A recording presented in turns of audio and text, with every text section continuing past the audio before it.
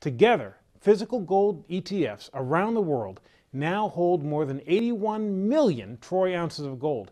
That's more than all the gold produced by all the mines in the world last year. In addition to individual investors in ETFs, central banks have now jumped into the act. They used to be net sellers of gold, but that's no longer the case. Last year, central banks from China and India to Russia and even Iran contributed to the biggest increase in gold reserves since 1964.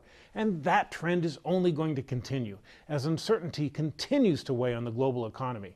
And that brings me to my next factor contributing to the long-term gold bull market: Europe's economic woes.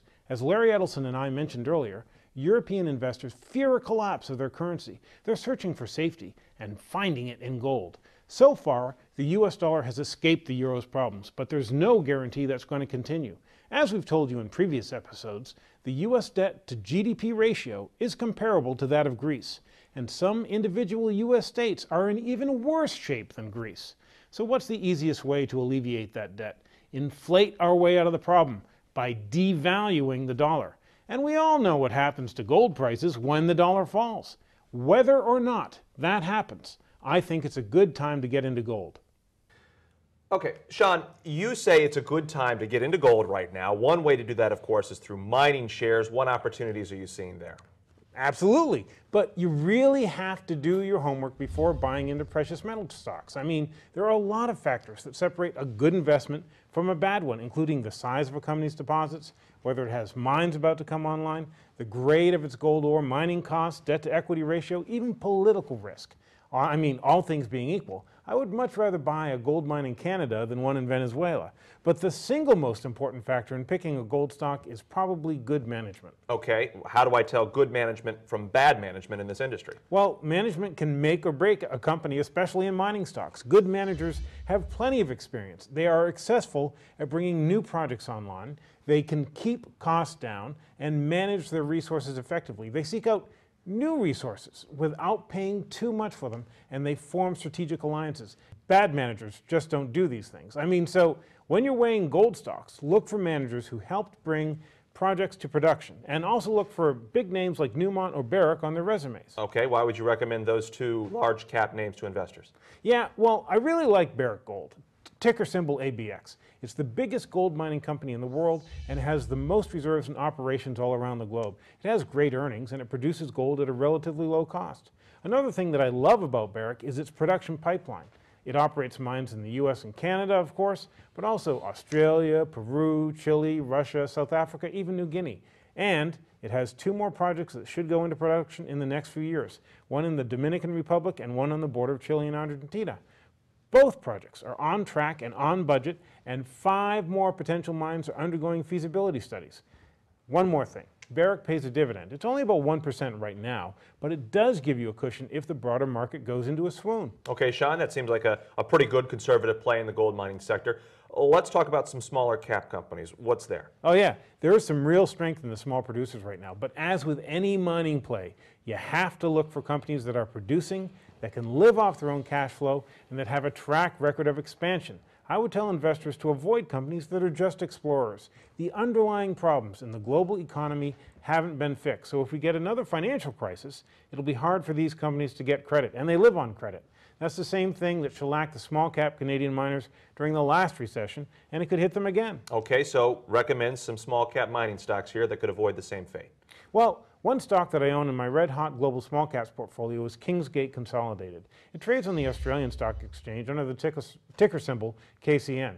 I recommended subscribers open their first position in Kingsgate a little over 2 years ago, and since then it's made tons of money. My subscribers have grabbed profits on part of the position, and they have open gains of nearly 90% on the remaining Kingsgate shares. It has a beautiful setup with rich ore bodies. Its operations are in Thailand, which, along with remote areas in China and Mexico and other places off the beaten track, have giant ore bodies that only now are just being tapped. So you're likely to see incredible returns from some of these smaller companies. Okay, Sean Brodrick, thanks for being here. Thanks for having me on. Okay, coming up next on Money and Markets, we're going to head back to Bangkok for a look at mutual funds specializing in gold, and a little bit later finding value in exchange-traded funds and the currency market. We'll be right back.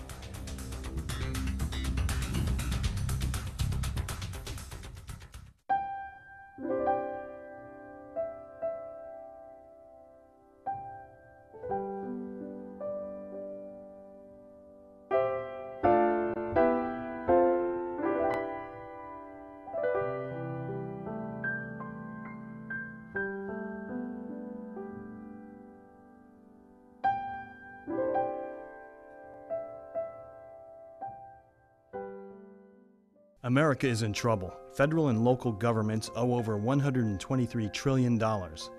New debt is escalating at the rate of $183 million per hour. That's $1.6 trillion per year. Bond prices are plunging, and that could drive interest rates sky high, triggering an even deeper recession. If you are worried, and you should be, download Mike Larson's blockbuster new report with urgent investment recommendations to help you protect your wealth and profit. Don't delay. Do it now.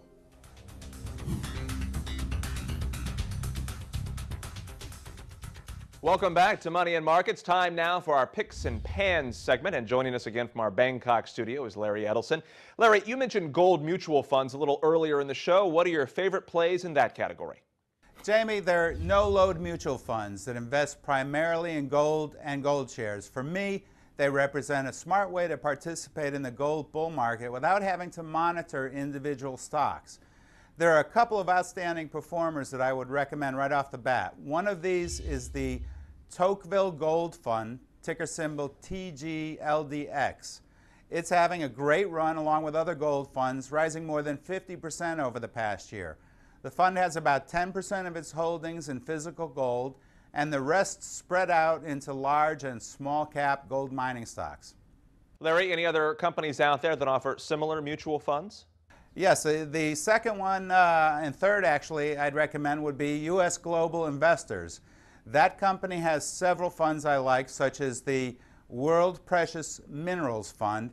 It's similar to the Tocqueville Fund, but its holdings are more diversified. For example, it holds not only large cap gold miners, but also transport companies like Ryder System, and it has several investments outside the U.S. as well. Okay, Larry, we got your picks out of the way. Let's talk about your pans now.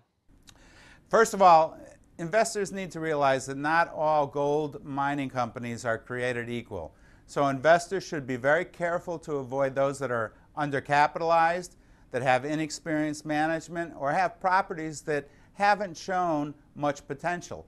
Some of these stocks have ridden on the back of the glory on the back of the gold bull market, but it's important to know as much about the fundamentals of the companies as you can before buying into them. Larry, what about all those commercials I see on late night TV advertising gold bullion or coins? I'd steer clear of those, Jamie, with a 10-foot pole. There are reputable gold dealers advertising in mass media, and I've recommended many of them in the past, but the ones on TV are likely preying upon investors' fears. In many cases, the ads are pushing products that are way overvalued, such as commemorative gold coins. Or if they're reasonably priced, they're still charging too much in commissions. So I'd say it's a good rule of thumb to steer clear of any companies with heavy advertising campaigns. Okay, Larry Edelson, thanks so much. Thank you, Jamie. All right, so far we have tackled 3 of Larry's 4 investment vehicles: gold bullion, mining shares, and mutual fund. Coming up next, ETFs. Ron Rowland will tell us how to play that market, and we'll find out why an understanding of the currency market is essential for predicting the moves in gold and other commodities. Stay with us on Money and Markets. Hi there, this is Mike Larson, editor of Weiss Research's Safe Money Report. You can't just focus on stocks anymore if you want to be a successful investor, and you can't just focus on the United States either. You need to know what's going on in Asia, which Tony covers. You need to know what's going on in hard assets like oil and gold, which Sean and Larry are on top of. You need to know what's happening in currencies, the specialty of Bryan Rich. You also need to keep abreast of the best ways to build wealth in an era of near 0% interest rates, and that's what my colleague Nilis Mativ covers. And of course, you need the top-down, big-picture analysis that Safe Money delivers to you each and every month. Best of all, the Weiss Elite membership gives you access to all of that and more. The Weiss Elite gives you the tools and knowledge to profit from all of these market developments. Now, I may be biased, but I think it's a no-brainer, and I'm glad you're one of the smart investors who recognizes that fact. Thanks for your time.